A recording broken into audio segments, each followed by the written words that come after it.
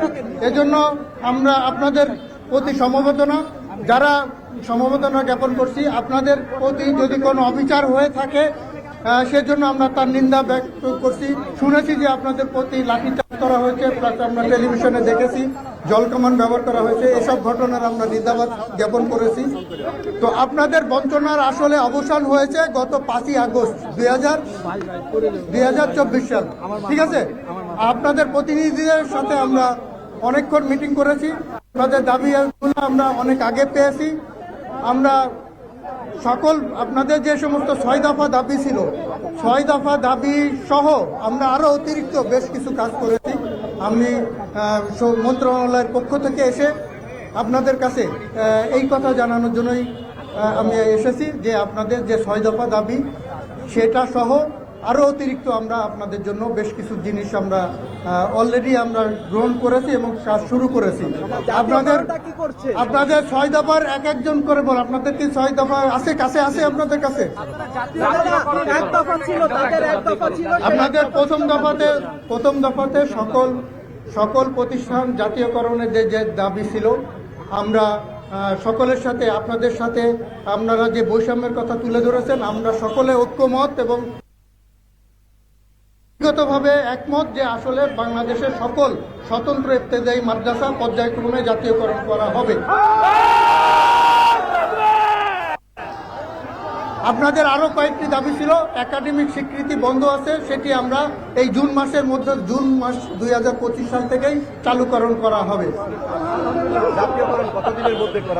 আপনাদের দাবির বাইরে আমরা যেটা ছিল না 6 দফাতে, আমরা নতুন সিদ্ধান্ত নিয়েছি যে আমরা আপনাদের সকল স্বতন্ত্র ইবতেদায়ী মাদ্রাসা যতগুলো আছে তাদেরকে পর্যায়ক্রমে এমপিওভুক্ত করা 2025 সাল থেকে শুরু করব। প্রাথমিক পর্যায়ে 1519টি যে অনুদানভুক্ত স্বতন্ত্র প্রাথমিক ইবতেদায়ী মাদ্রাসা আছে সহ অন্যান্য সকল মাদ্রাসা আমরা। আপনাদের 1 নম্বর দাবি ছিল ঢাকা বিশ্ববিদ্যালয় শিক্ষা গবেষণা ইনস্টিটিউট কর্তৃক স্টাডি রিপোর্টের সুপারিশের আলোকে স্বতন্ত্র ইবতেদায়ী মাদ্রাসা প্রাথমিক বিদ্যালয় ন্যায় জাতীয়করণের ঘোষণা চাই। আপনাদের দাবি ছিল। আমরা নীতিগতভাবে একমত যে স্বতন্ত্র ইবতেদায়ী মাদ্রাসা বাংলাদেশের সকল ইবতেদায়ী মাদ্রাসা পর্যায়ক্রমে জাতীয়করণ করা হবে। 2 নম্বর দাবি ছিল স্বতন্ত্র ইবতেদায়ী মাদ্রাসা রেজিস্ট্রেশন স্থগিত আদেশ 2008 প্রত্যাহার করা।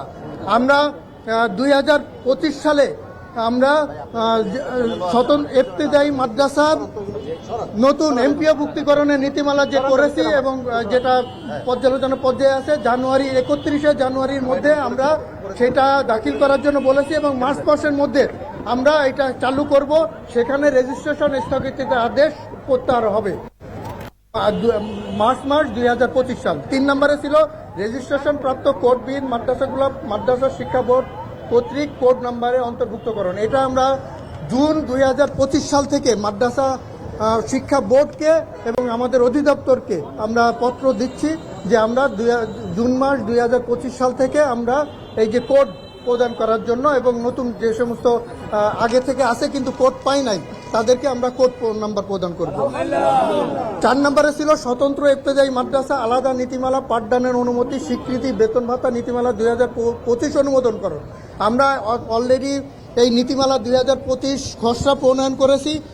এই 31 জানুয়ারি 2025-এর মধ্যে আমরা ফাইনাল খসড়া দাখিলের জন্য বলেছি এবং এই মার্চ মাসের 31 মার্চ 2025-এর মধ্যে আমরা এটা অনুমোদন করে চালু করব। 5 নম্বরে ছিল আপনাদের প্রাথমিক বিদ্যালয়ের ন্যায় অফিস সহায়ক নিয়োগের ব্যবস্থা করা। আমরা আমাদের যেটা ঘোষণাপত্র সেখানে এর বাইরেও আরেকটা 2টা বিষয় করেছি। একটা হলো অফিস সহায়কের পদ সৃজন হবে আপনাদের জন্য, বলেন আলহামদুলিল্লাহ।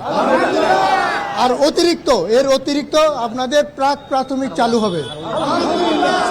আচ্ছা, এটা 6 নম্বরে বলছি।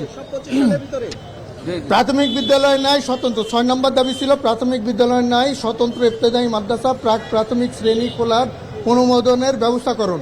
আমরা অলরেডি এই যে স্বতন্ত্র ইবতেদায়ী মাদ্রাসায় প্রাথমিক শ্রেণী খোলার জন্য আমাদের এই যে নীতিমালা 2025 এতে অন্তর্ভুক্ত করার জন্য বলেছি। শুধু তাই না, প্রাথমিক শ্রেণীর জন্য একজন শিক্ষকেরও ব্যবস্থা করা হবে। সবাইকে